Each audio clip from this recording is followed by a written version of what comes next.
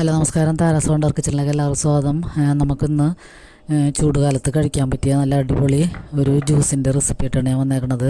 അപ്പം നമുക്ക് ഈ ചൂടുകാലത്ത് കഴിക്കാൻ പറ്റിയ നല്ലൊരു അടിപൊളി ജ്യൂസാണ്. അപ്പോൾ അതിന് വേണ്ടി ഞാൻ ഓറഞ്ചാണ് എടുത്തേക്കുന്നത്. അപ്പം അധികം വലിപ്പമുള്ള ഓറഞ്ചല്ല, ചെറുതര ഓറഞ്ചാണ്. പക്ഷേ ഇത് നല്ല മധുരമുണ്ട്, പുളി കുറവാണ്. കഴിച്ചു നോക്കിയപ്പോൾ അപ്പം ഇങ്ങനെ അല്ലിയായിട്ട് കഴിക്കാൻ എല്ലാവർക്കും ചിലപ്പോൾ ഇഷ്ടമായെന്ന് വരില്ല. അപ്പോൾ ഞാനത് ജ്യൂസ് അടിക്കാമെന്ന് വിചാരിച്ചാണ്.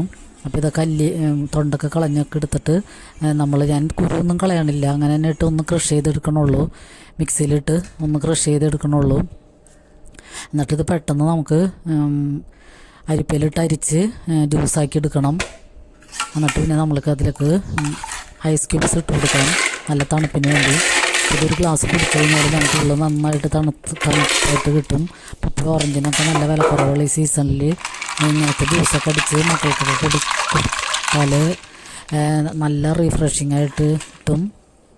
പിന്നെ ഞാനതിലേക്ക് നല്ല ഹെൽത്തി ആയിട്ടിരിക്കാൻ വേണ്ടി തേനാണ് ചേർത്ത് കൊടുക്കുന്നത്. അപ്പോൾ തേൻ ചേർത്തിട്ട് മധുരം കുറവായിരുന്നതുകൊണ്ട് ഞാൻ കുറച്ച് ഒരു 2 ടീസ്പൂൺ പഞ്ചസാരയാണ് ഇതിൽ ചേർക്കുന്നുണ്ട്. അപ്പോൾ ഇതിൽ വേറെ ഇൻഗ്രീഡിയൻ്റ് ഒന്നും ചേർത്തിട്ടില്ല, ഓറഞ്ച് മാത്രം. ഓറഞ്ചും ഐസ് ക്യൂബ്സും തേനും ഇത്തിരി പഞ്ചസാരയും കൂടി മാത്രമേ ഞാൻ ചേർത്തിട്ടുള്ളൂ. അപ്പോൾ നല്ല അടിപൊളി ജ്യൂസാണിത്. നല്ല ടേസ്റ്റ് ഉണ്ടായിരുന്നു. ഇതിന് പുളിയൊന്നും ഇല്ല.